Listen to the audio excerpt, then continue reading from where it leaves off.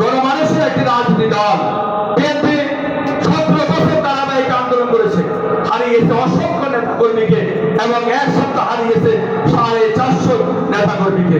আপনারা দেখেছেন এখানে যারা উপস্থিত ছিলেন গত কয়েকদিন আগে গণ অভ্যুত্থান দিবসে দূতাবাসে দোয়া এবং মোনাজাতে হুজুর বললেন আবু সাইদ মুক্ত, আরো অনেকের কথা বললেন, তিনি দোয়া চাইলেন তাদের কথা।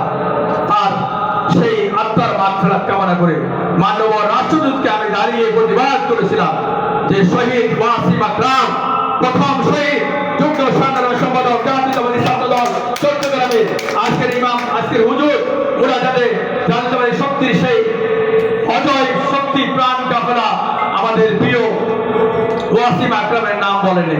তখন সেখানে আজকের বর্তমান বাংলাদেশের সবচেয়ে ঘৃণিত, সবচেয়ে মিথ্যাবাদী, আওয়ামী লীগের থেকেও খারাপ হিসেবে চিহ্নিত, আমি মনে করি ইসরায়েলের পরে এই মুখোশধারী শয়তানগুলোর নাম আলোচনা আসতে পারে, যারা সেখানে প্রতিবাদ করেছিলেন যে আমাদের আদর্শ আবু সাইদ মুক্ত। আমি বললাম আমাদের আদর্শ ওয়াসিম আকরাম, সেখান থেকে আমরা শুরু করেছিলাম। এবারে তো প্রতিবাদ করতে হবে, মুখে সাহস থাকতে হবে।